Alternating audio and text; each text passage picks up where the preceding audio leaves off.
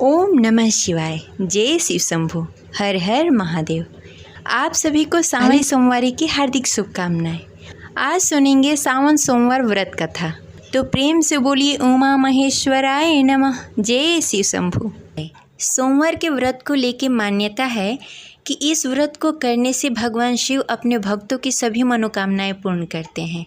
सोमवार के दिन भगवान शिव को समर्पित है, इसलिए इस दिन भगवान शिव की पूजा और व्रत करने का बड़ा ही महत्व है। अगर आप सोमवार का व्रत करते हैं तो आपको सोमवार व्रत कथा अवश्य पढ़ना या सुनना चाहिए, क्योंकि इसके बिना आपका व्रत अधूरा माना जाता है। चलिए सुनते हैं आज की कथा। एक नगर में एक बहुत ही धनवान साहूकार रहता था, जिसके घर धन्य धान्य की कोई कमी नहीं थी। परंतु उसको एक दुख था कि उसका कोई पुत्र नहीं था। वह इसी चिंता में रात दिन रहता था। वह पुत्र कामना के लिए प्रतिदिन सोमवार को शिव जी का व्रत और पूजा किया करता था तथा संध्या काल को शिव मंदिर में जाकर शिवलिंग के सामने दीपक जलाया करता था। उसकी इस भक्ति भाव को देखकर एक समय श्री पार्वती जी ने शिव जी से कहा कि हे प्रभु, यह साहूकार आपका बहुत ही अनन्य भक्त है और सदैव आपका व्रत और पूजन बड़ी ही श्रद्धा के साथ करता है।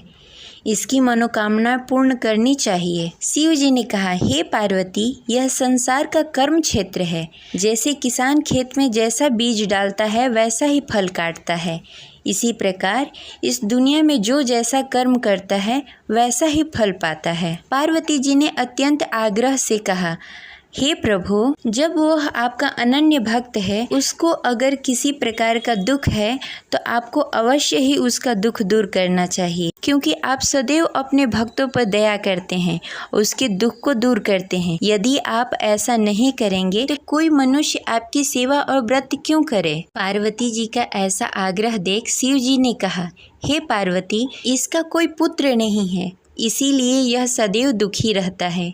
इसके भाग्य में पुत्र न होने पर भी मैं इसको पुत्र प्राप्ति का वर देता हूँ, परंतु यह पुत्र केवल 16 वर्षों तक ही जीवित रहेगा। इसके पश्चात मृत्यु को प्राप्त हो जाएगा। इससे अधिक मैं और कुछ नहीं कर सकता। ये सभी बातें साहूकार सुन रहा था। इससे उसको न कोई प्रसन्नता हुई और न ही कोई दुख हुआ। वह पहले जैसा ही शिव जी का व्रत और पूजन करता रहा। कुछ काल व्यतीत होने के पश्चात साहूकार की पत्नी गर्भवती हुई और 10वें महीने उसने पुत्र को जन्म दिया। साहूकार के घर में बहुत ही खुशी मनाई गई, परंतु साहूकार उसके 16 साल की आयु जानकर कुछ अधिक प्रसन्न नहीं हुआ। यह बातें उसके घर वालों को मालूम नहीं था। विद्वान पंडितों ने उसका पुत्र का नाम अमर रखा। जब अमर 12 वर्ष का हुआ तो उसे शिक्षा प्राप्त करने के लिए काशी भेजने का निश्चय हुआ। व्यापारी ने अमर के मामा को बुलाया और कहा कि अमर को शिक्षा प्राप्त करने के लिए काशी छोड़ आओ। अमर अपने मामा के साथ शिक्षा प्राप्त करने के लिए चला गया। रास्ते में जहां अमर और उसके मामा विश्राम करने के लिए ठहरते, वहीं यज्ञ करते और ब्राह्मणों को भोजन कराते। लंबी यात्रा के बाद अमर और उसके मामा एक नगर में पहुंचे। उस नगर में राजा की कन्या के विवाह की खुशी में सभी नगर को सजाया गया था। निश्चित समय पे बारात आ गई, लेकिन वर का पिता अपने बेटे की एक आंख से काने होने के कारण बहुत चिंतित था। उसी इस बात का भय सता रहा था कि राजा को इस बात का पता न चले, कहीं वह विवाह से इनकार न कर दे, इससे उसकी बदनामी होगी। वर के पिता ने अमर को देखा। उसके मस्तिष्क में एक विचार आया। उसने सोचा, क्यों न इस लड़के को दुल्हा बनाकर राजकुमारी से विवाह करा दूं। विवाह के बाद उसको धन देकर विदा कर दूंगा और राजकुमारी को अपने नगर ले जाऊंगा। वर के पिता ने इसी संबंध में अमर और उसके मामा से बातें। अमर के मामा ने धन मिलने के लालच में वर के पिता की बातें मान ली। अमर को दूल्हे का वस्त्र पहनाकर राजकुमारी चंद्रिका से विवाह करा दिया। राजा ने बहुत सारा धन देकर राजकुमारी को विदा किया। अमर जब लौट रहा था तो सच नहीं छिपा सका और उसने राजकुमारी की ओढ़नी पर लिख दिया, राजकुमारी चंद्रिका, आपका विवाह मेरे साथ हुआ है। मैं काशी शिक्षा प्राप्त करने के लिए जा रहा हूँ। अब तुम्हें जिस नवयुवक की पत्नी बनना पड़ेगा वह काना है। जब राजकुमारी ने अपनी ओढ़नी पर लिखा हुआ पढ़ा तो उसके काने लड़के के साथ जाने से इनकार कर दिया। राजा ने सब बातें जानकर राजकुमारी को महल में रख लिया और उधर अमर अपने मामा के साथ काशी पहुंच गया। अमर ने गुरुकुल में पढ़ना शुरू कर दिया। जब अमर की आयु 16 वर्ष पूरी हो गई, उसने एक यज्ञ किया। यज्ञ की समाप्ति पर ब्राह्मणों को भोजन कराया और सभी को अन्न और वस्त्र दान किए।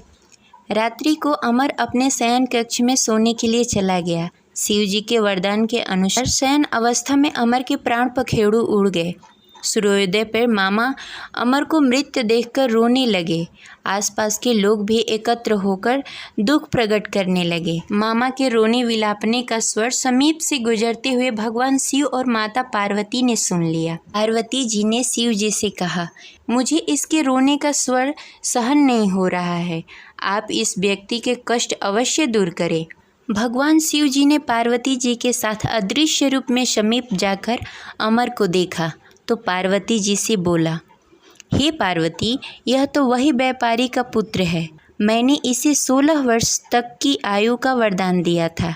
इसकी आयु पूरी हो गई है। पार्वती जी ने फिर भगवान शिव जी से निवेदन किया, हे प्रभु, आप इस लड़के को जीवित करें, नहीं तो इसके माता पिता पुत्र की मृत्यु के कारण रो रो कर अपने प्राण त्याग देंगे। इसके पिता तो आपके परम भक्त हैं, जो वर्षों से सोमवार का व्रत करते हुए भोग लगा रहा है। पार्वती जी के आग्रह करने पर भगवान शिव ने उस लड़के को जीवित होने का वरदान दिया और कुछ ही पल में वह जीवित होकर उठ गया। शिक्षा प्राप्त करने के बाद अमर अपने मामा के साथ अपने नगर की ओर चल दिया। दोनों चलते चलते उसी नगर पहुँचे जहाँ अमर का विवाह हुआ था। उस नगर में भी अमर ने यज्ञ का आयोजन किया। समीप से गुजरते हुए नगर के राजा ने यज्ञ का आयोजन देखा। राजा ने अमर को तुरंत पहचान लिया।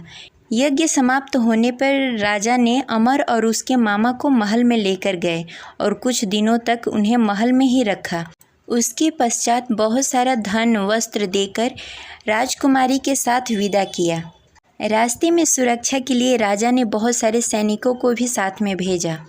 मामा ने नगर में पहुंचते ही एक दूत को घर पर भेजकर अपने आगमन की सूचना भेज दी। अपने बेटे अमर के जीवित वापस लौटने की सूचना से व्यापारी बहुत प्रसन्न हुआ। व्यापारी ने अपने पत्नी के साथ स्वयं को एक कमरे में बंद कर रखा था। भूखे प्यासे रहकर व्यापारी और उसकी पत्नी बेटे की प्रतीक्षा कर रहे थे। उन्होंने प्रतिज्ञा कर रखी थी कि यदि उन्हें अपना बेटा मृत्यु के मुंह से वापस लौटकर नहीं आया तो वो अपने प्राण त्याग देंगे। व्यापारी अपनी पत्नी और मित्रों के साथ नगर के द्वार पर चला गया। उसने अपने बेटे का विवाह का समाचार सुनकर पुत्रवधू राजकुमारी चंद्रिका को देखकर उसकी खुशी का ठिकाना न रहा। उसी रात भगवान शिव ने व्यापारी को स्वप्न में आकर कहा, हे श्रेष्ठ, मैं तेरे सोमवार के व्रत करने और कथा सुनने से बहुत प्रसन्न हूँ। इसी वजह से मैंने तुम्हारे पुत्र की लंबी आयु कर दी है। व्यापारी बहुत प्रसन्न हुआ। सोमवार का व्रत करने से व्यापारी के घर में खुशियाँ लौट आई। शास्त्रों में लिखा है कि जो भी स्त्री या पुरुष सोमवार का विधि विधान से व्रत करते हैं और कथा सुनते हैं, उनकी सभी इच्छाएं पूरी होती है। आशा करते हैं यह कथा आपको अच्छी लगी होगी। तो इस वीडियो को लाइक करें और हमारे चैनल को सब्सक्राइब करें। हर हर महादेव।